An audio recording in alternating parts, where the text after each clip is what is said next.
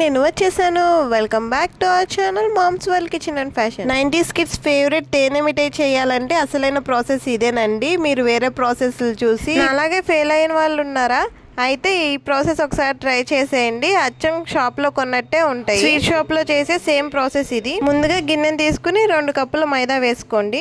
అలానే ఇప్పుడు ఇందులోకి 1/2 టీ స్పూన్ బేకింగ్ సోడా అండి. ఇది బేకింగ్ సోడాని 1/2 టీ స్పూన్ వేసుకోండి. ఇప్పుడు ఇది బేకింగ్ పౌడర్ అండి. బేకింగ్ పౌడర్ కూడా 1/2 టీ స్పూన్ వేసుకోండి. స్వీట్ షాప్ స్టైల్లో బేకింగ్ పౌడర్ వేయరండి. బేకింగ్ పౌడర్ ప్లేస్లో ఈస్ట్ వేస్తారు. అన్ని ఊర్లలో ఈస్ట్ దొరకదు కదండి, అందుకే నేను బేకింగ్ పౌడర్ వేసి దీంతో ఎలా చేసుకోవాలో చేసి చూపించాను. ఎవరి దగ్గర అయితే ఈస్ట్ ఉంటుందో వాళ్ళు ఈస్ట్ వేసుకోండి. ఈస్ట్ ఎంత వేసుకోవాలి అంటే మీరు ఎంతైతే బేకింగ్ సోడా తీసుకుంటారో దానికి డబల్ ఈస్ట్ వేసుకోవాలి. ఓకేనా? అలానే ఒక 2 స్పూన్ల నెయ్యిని కూడా వేస్తున్నాను. ఆ గుల్లదనం రావడానికి. మనం ఈస్ట్ వేయడం లేదు కదా. ఈస్ట్ వేసుకునే వాళ్ళు నెయ్యిని స్కిప్ చేసేయండి.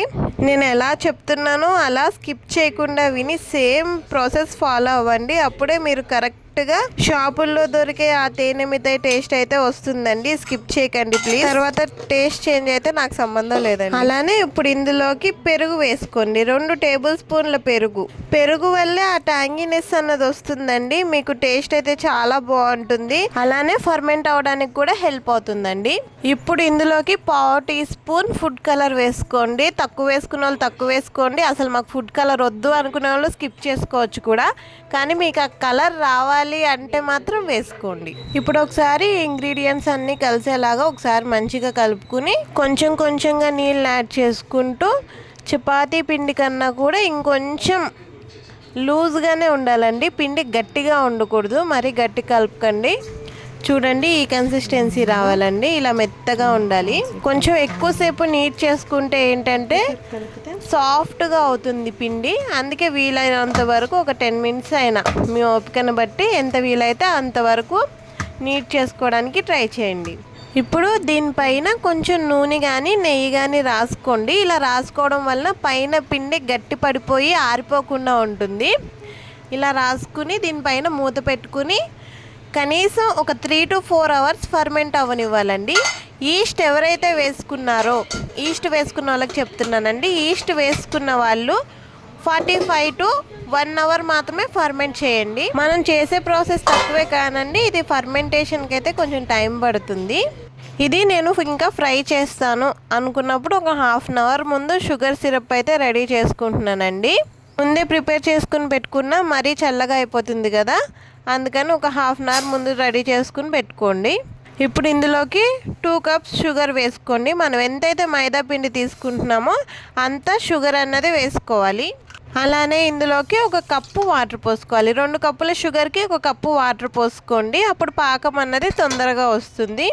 స్టవ్ ఆన్ చేసుకుని గరిటె పెట్టి కలుపుకుంటూ షుగర్ కరిగే వరకు కలుపుతూ ఉండండి. మనం ఇక్కడ వాటర్ తక్కువ పోసుకున్నాం కదా, మనకైతే పాకం రావడానికి టైం ఎక్కువ పట్టదండి. ఇక్కడ చూడండి, షుగర్ అయితే మంచి కరిగిపోయింది కదా.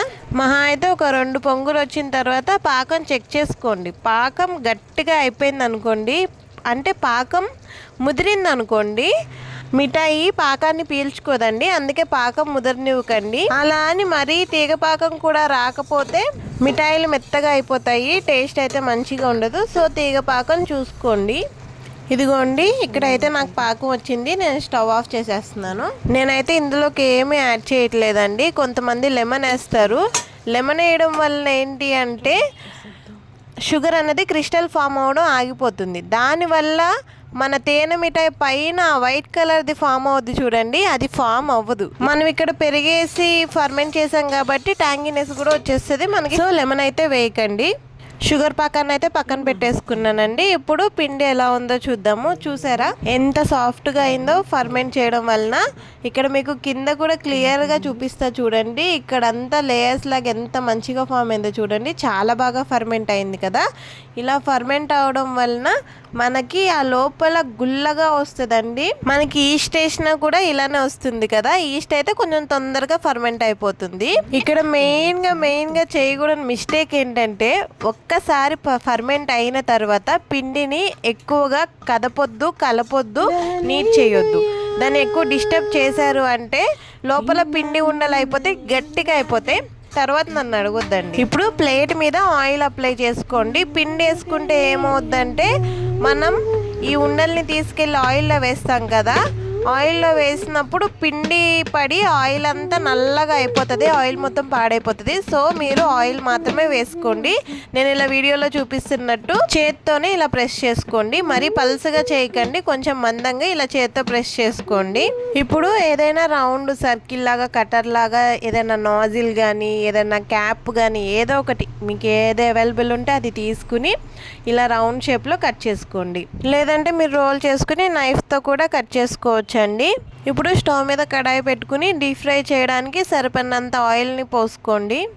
ఆయిల్ మరీ వేడిగా ఉండకూడదు, మరీ చల్లగా ఉండకూడదండి. మీడియం హీట్ అయిన తర్వాత స్టవ్ని లో ఫ్లేమ్లో పెట్టి ఇవన్నీ వేసేసుకోండి. ఇవి స్టిక్కీగా ఒకదానికొకటి అంటుకుపోతూ ఉంటాయండి, అందుకని మీరు ప్లేట్కి ఆయిల్ అప్లై చేయండి.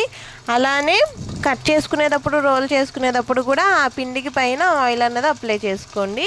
మొత్తం ఆయిల్లో అయితే వేసేసాను. వేసిన తర్వాత ఇలా కలుపుకుంటూ ఫ్రై చేసుకోండి. మనం ఫుడ్ కలర్ అయితే వేసుకున్నాం కదండి, అందుకని చూసుకుంటూ ఫ్రై చేసుకోవాలి. నార్మల్ అయితే మనకి కొంచెం కలర్ చేంజ్ అయినట్టు కనిపిస్తాయి. ఈ ఫుడ్ కలర్ వేసినవి ఏంటి అంటే కలర్ కొంచెం అటు ఇటు అయినా కూడా అది బ్లాక్ అయిపోతూ ఉంటుంది. మనకి లైటింగ్లో కూడా ఇప్పుడు నేను లైట్ పెట్టి తీస్తాను కాబట్టి ఈ లైటింగ్ వల్ల కూడా మనకి కలర్ అనేది సరిగ్గా కనిపించదు. లైట్లో చూస్తున్నప్పుడు మంచిగా కనిపిస్తుంది, పక్కకి రాగానే కలర్ అనేది బ్లాక్ అయిపోతుంది.